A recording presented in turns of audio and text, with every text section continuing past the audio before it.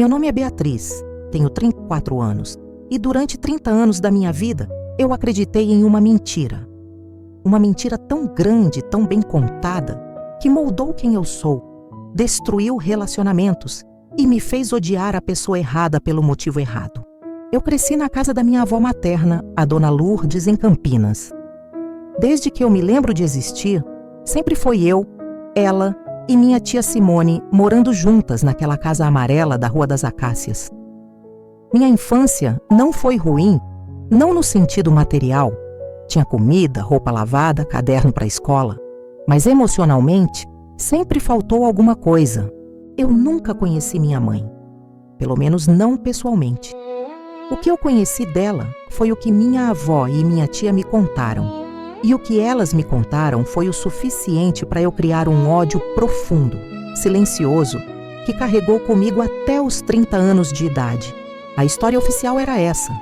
Minha mãe, a Jéssica, tinha me abandonado quando eu tinha apenas 6 meses de vida.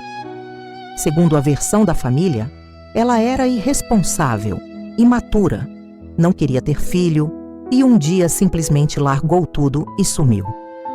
Foi embora para São Paulo atrás de um namorado novo e nunca mais deu notícia. Nunca ligou, nunca mandou carta, nunca perguntou como eu estava. Nada. Minha avó repetia isso com tanta convicção que eu nunca duvidei. Ela dizia: "Sua mãe não prestava, Bia. Ela te largou aqui como se você fosse um peso. Agradeça a Deus que eu e sua tia criamos você direito." E eu agradecia. Eu realmente achava que devia gratidão eterna por ter sido salva do abandono. Cresci me sentindo uma sobrevivente emocional, como se minha existência fosse um fardo que minha mãe não quis carregar. Eu lembro que quando eu tinha uns 7 anos, perguntei para minha avó se eu podia ligar para minha mãe, só para ouvir a voz dela. Minha avó ficou brava, daquele jeito que ela ficava quando alguém contrariava a narrativa dela. Ela disse: "Ligar para quê, Beatriz? Para ouvir desculpa esfarrapada? Ela não quer você. Aceita isso de uma vez." Eu nunca mais perguntei. Crescendo naquela casa, eu aprendi rápido qual era meu papel. Ser a neta perfeita, a sobrinha ajudante, a menina comportada que não dá trabalho e ainda ajuda nos outros. Minha avó tinha problemas de pressão alta e minha tia Simone trabalhava o dia inteiro como caixa de supermercado.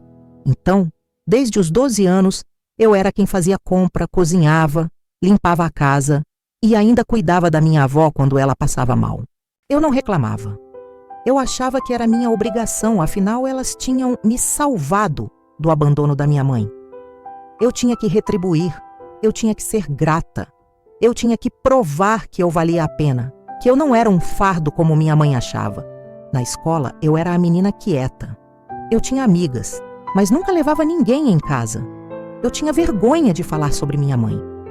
Quando alguém perguntava: "Cadê sua mãe?", eu dava desculpas vagas tipo: "Ela mora longe", ou "A gente não tem contato". Mas por dentro eu sentia uma mistura de raiva e tristeza que eu nem sabia explicar. Teve uma vez, eu tinha uns 15 anos, que uma colega da escola me mostrou uma foto da mãe dela no Facebook. Ela falou toda orgulhosa: "Olha minha mãe, ela é linda, né?" E eu fingi que estava feliz por ela, mas por dentro eu pensei: deve ser bom ter uma mãe que não te abandona. Eu comecei a trabalhar cedo. Com 16 anos, arrumei um emprego de meio período numa loja de roupas. Todo o dinheiro que eu ganhava, eu dava uma parte para minha avó para ajudar nas contas. Ela sempre aceitava, mas nunca agradecia. Era como se fosse minha obrigação, porque eu devia a ela. Aos 18, eu saí de casa para fazer faculdade de administração numa cidade vizinha, mas continuei ajudando financeiramente. Minha avó ligava todo mês cobrando, dizendo que a luz estava cara, que o remédio estava caro, que eu não podia esquecer de quem cuidou de mim. E eu não esquecia, nunca. Naquela época eu me sentia como uma devedora eterna, como se minha vida inteira fosse uma dívida que eu nunca conseguiria pagar. Eu me doava, me sacrificava e ainda me sentia culpada por existir. Se você já se sentiu assim, sendo aquela pessoa que carrega o peso de uma gratidão forçada que ninguém pediu, mas todo mundo cobra, me conta nos comentários, porque eu sei que eu não sou a única a passar por isso. Conforme os anos passavam, A narrativa sobre minha mãe só piorava. Minha avó adorava usar ela como exemplo de tudo que uma mulher não deveria ser. Quando eu fazia alguma coisa que ela não gostava, tipo sair pra balada ou namorar, ela dizia: "Você tá parecendo sua mãe. Cuidado para não virar uma irresponsável igual ela." Isso me doía profundamente, porque eu passava a vida inteira tentando provar que eu não era como ela, mas bastava um deslize para minha avó me comparar com a mulher que eu mais odiava no mundo. Teve uma vez, eu tinha uns 22 anos, que eu levei um namorado em casa. Minha avó foi super fria com ele, e depois que ele saiu, ela falou: "Cuidado, Beatriz, homem é tudo igual. Sua mãe se perdeu por causa de homem, não faz a mesma burrice." Eu terminei com ele 2 semanas depois. Não porque eu quisesse, mas porque a voz da minha avó na minha cabeça era mais forte que qualquer sentimento. Aos 25 anos, eu consegui um emprego bom numa empresa de logística. Finalmente estava ganhando bem, conseguindo me sustentar sem depender de ninguém. Mas minha avó continuava cobrando ajuda financeira. E eu continuava dando. Nessa época, eu comecei a fazer terapia. Não porque eu achava que precisava, mas porque uma amiga insistiu. Eu falei sobre minha mãe, sobre o abandono, sobre o ódio que eu sentia. A terapeuta me perguntou: "Você já tentou procurar sua mãe? Ouvir o lado dela?" Eu achei aquilo um absurdo. Ouvir o lado dela? Ela me abandonou. Que lado ela tem para dar? Mas a pergunta ficou martelando na minha cabeça. Teve uma noite, eu estava sozinha no meu apartamento e decidi pesquisar o nome da minha mãe no Facebook: Jéssica Oliveira Santos. Apareceram várias pessoas, mas nenhuma parecia ser ela. Eu desisti rápido porque, no fundo, eu tinha medo do que poderia encontrar. Aos 28 anos, minha avó teve um AVC leve. Ela ficou mais debilitada e eu passei a ir mais vezes na casa dela para ajudar. Minha tia Simone continuava trabalhando, então o peso maior caiu sobre mim. Eu não reclamava, mas eu estava exausta, física e emocionalmente. Eu lembro que teve um dia que eu estava lá limpando a casa e encontrei uma caixa velha no armário do quarto da minha avó. Dentro tinha fotos antigas, documentos, cartas. Eu comecei a olhar e encontrei uma foto da minha mãe. Era a primeira vez que eu via o rosto dela. Ela era jovem, devia ter uns 20 anos na foto. Estava sorrindo, segurando um bebê no colo. Eu reconheci o macacão que eu estava usando, porque eu já tinha visto ele em outras fotos minhas de bebê.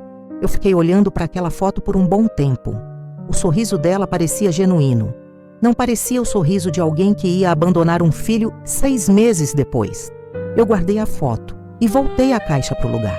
Mas aquilo ficou na minha cabeça. Tudo mudou em abril de 2022. Minha avó faleceu. Foi rápido, outro AVC, mais grave dessa vez. Ela morreu em casa, com a gente do lado. Eu chorei, claro, mas não foi aquele choro de quem perdeu alguém que amava incondicionalmente. Foi o choro de quem perdeu alguém que moldou sua vida inteira, para melhor ou para pior. Depois do velório, do enterro, veio a parte burocrática. Minha tia Simone e eu tivemos que arrumar a casa da minha avó, separar as coisas, decidir o que ia ficar e o que ia ser doado. Foi nessa arrumação que tudo desmoronou. Eu estava no quarto da minha avó, mexendo de novo naquela mesma caixa que eu tinha visto anos antes.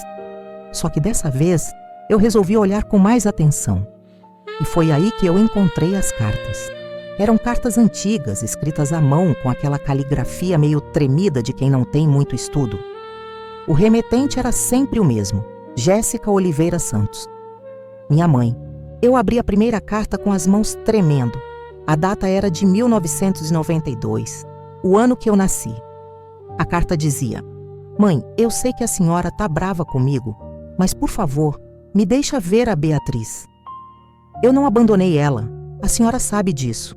Eu só saí de casa porque a senhora mandou. Eu quero voltar, eu quero cuidar da minha filha, por favor." Eu li aquilo 3 vezes sem entender. Abri outra carta de 1993. "Mãe, já faz 1 ano. A Beatriz deve estar andando, falando. Eu perdi tudo isso.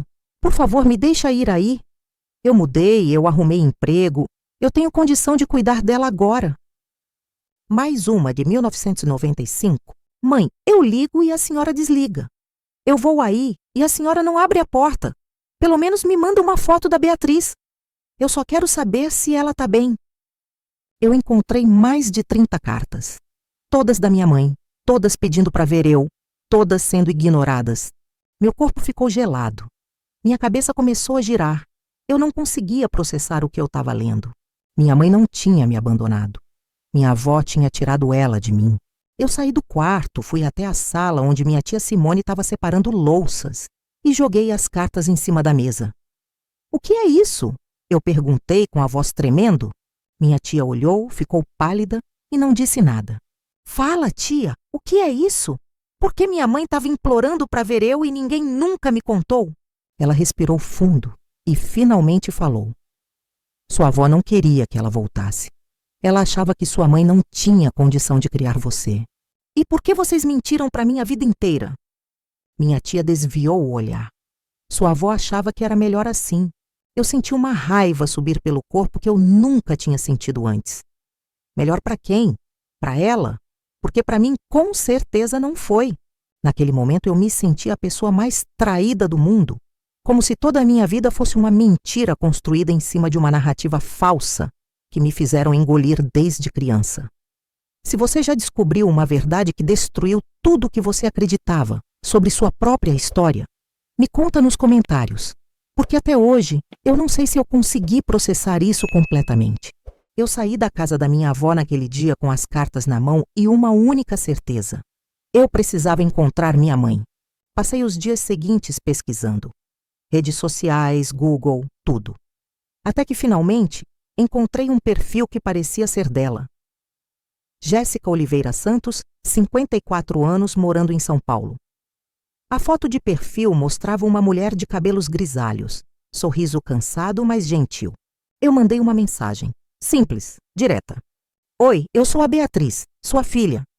3 horas depois ela respondeu. Meu Deus, Beatriz, eu passei 30 anos esperando por essa mensagem. Nós conversamos por mensagem durante dias. Ela me contou a versão dela da história e tudo fazia sentido com as cartas que eu tinha encontrado. Minha mãe tinha me tido aos 20 anos. Ela morava com minha avó, não tinha emprego fixo e minha avó controlava tudo. Quando eu tinha 6 meses, minha mãe arrumou um namorado. Minha avó não gostava dele e deu um ultimato. Ou ela terminava com ele, ou saía de casa. Minha mãe, jovem e apaixonada, escolheu sair. Mas ela não queria me abandonar. Ela pediu para levar eu junto. Minha avó disse que não, que ela não tinha condição, que eu ia ficar melhor com ela. Minha mãe saiu de casa achando que era temporário, que logo minha avó ia deixar ela voltar. Mas isso nunca aconteceu. Ela tentou por anos. Ligava, mandava cartas, ia até a casa. Minha avó bloqueava tudo. Mudou o número de telefone. Ameaçou chamar a polícia se ela aparecesse de novo e convenceu toda a família de que minha mãe era uma irresponsável que tinha me abandonado. Minha mãe acabou refazendo a vida em São Paulo. Casou, teve outro filho. Mas nunca esqueceu de mim. Ela disse que pensava em mim todo dia e que o maior arrependimento da vida dela foi ter saído daquela casa sem me levar junto. Eu chorei lendo aquilo. Chorei por ela. Chorei por mim. Chorei pelos 30 anos perdidos por causa de uma mentira. Marcamos de nos ver pessoalmente. Eu peguei um ônibus para São Paulo numa sexta-feira à tarde. Meu coração estava batendo tão forte que eu achei que ia ter um troço. Quando eu desci na rodoviária e vi ela me esperando, foi como se o tempo parasse. A gente se abraçou e chorou. Chorou muito, ali no meio da rodoviária, sem ligar para quem estava olhando. Ela pediu desculpas, eu pedi desculpas. A gente passou o final de semana inteiro conversando, conhecendo uma a outra, recuperando pedaços de uma vida que nos foi roubada. Depois daquele encontro, minha vida mudou completamente. Eu e minha mãe começamos a nos ver regularmente. Ela me apresentou para o marido dela, para o meu meio-irmão. Ganhei uma família que eu não sabia que existia, mas o preço disso foi alto. Eu cortei contato com minha tia Simone. Não porque eu queria ser cruel, mas porque eu não conseguia olhar para ela sem sentir raiva e traição. Ela sabia da verdade o tempo todo e escolheu me deixar acreditar na mentira. Teve uma vez que ela me mandou mensagem dizendo: "Sua avó fez o que achou melhor. Ela te amava." Eu respondi: "Amar não é mentir. Amar não é destruir o relacionamento de uma filha com a mãe dela. Ela fez o que era melhor para ela, não para mim." Eu bloqueei o número. Hoje, 3 anos depois, eu ainda estou processando tudo. Tem dias que eu sinto raiva da minha avó. Tem dias que eu sinto pena dela, porque ela morreu sem nunca admitir o que fez. Tem dias que eu só sinto vazio. Mas tem uma coisa que eu ganhei nesse processo todo: minha mãe. A gente está construindo um relacionamento novo com base na verdade.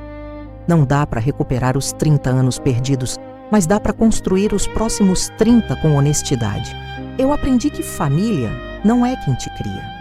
Família é quem te respeita, quem te ama sem condições, quem não usa mentira para te controlar. Minha mãe nunca me abandonou. Ela foi arrancada de mim. E eu passei 30 anos odiando essa pessoa errada. Até hoje, eu me pergunto como teria sido minha vida se eu tivesse descoberto a verdade mais cedo.